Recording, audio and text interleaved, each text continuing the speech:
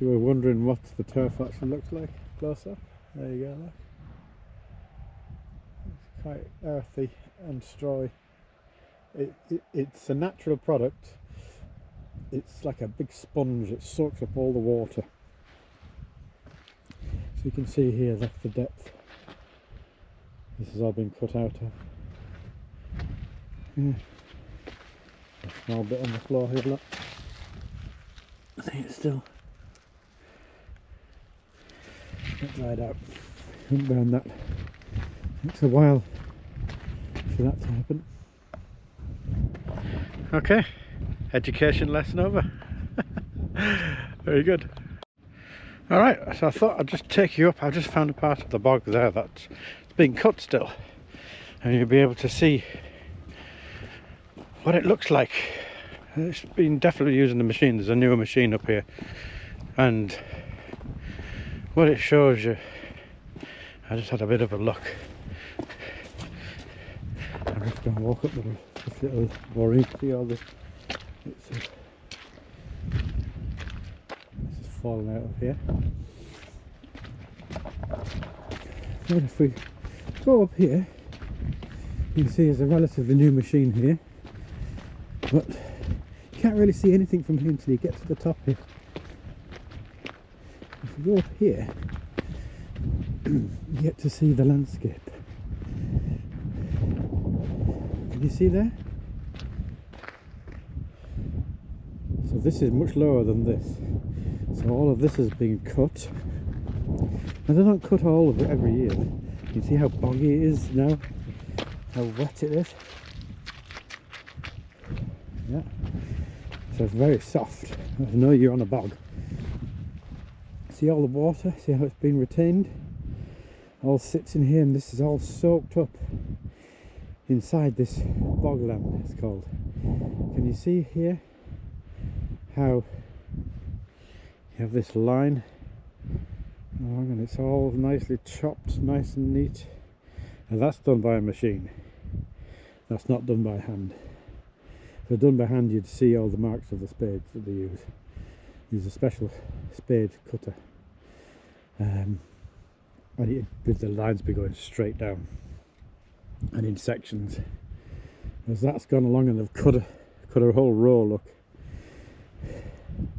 and you can see there's bits there left on drying on the top. Normally they stack them up into stooks. Not seeing that here. So maybe this is like a cooperative where a bunch of people get together and they use the machines. You can see the machines over there in the distance, and then here see the bigger, newer machine here, and how it, like on caterpillar on tracks, so it doesn't sink. So there's a mixture of bogs along here. I'm not going to walk too much further because it's really wet, but you can see on top it just looks like this.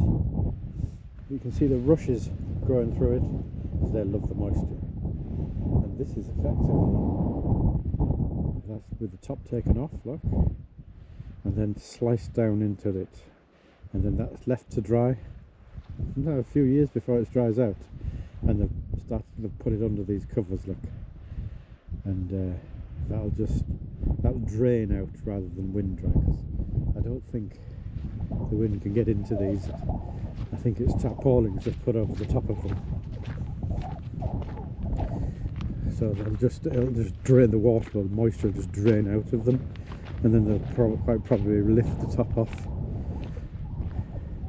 and let the wind dry out somewhat.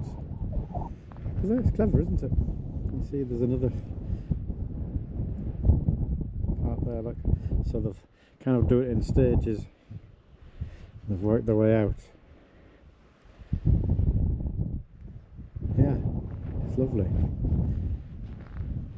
A house all the way over there, look, in the middle of nowhere, literally in the middle of nowhere here. Yeah. There is a road that runs across here.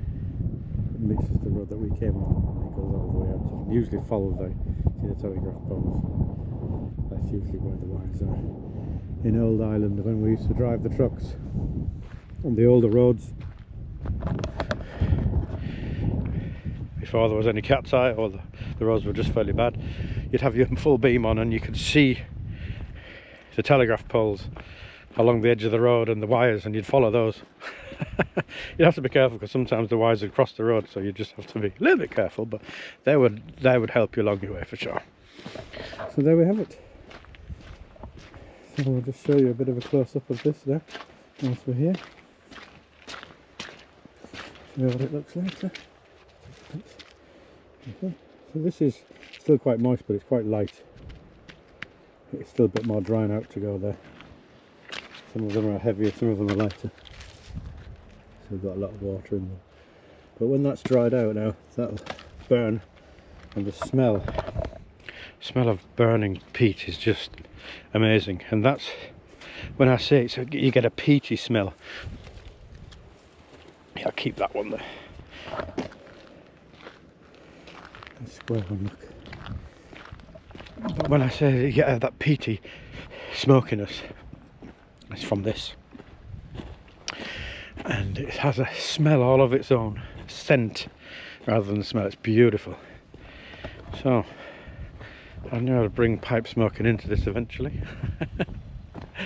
Alright, I'll get back to the cab because hopefully they're going to be finished loading. They've only get 2 hours. After that they get charged extra, and no one wants to pay the extras because it becomes very expensive. Okay, there's the baby. Okay, signing out again. See you soon.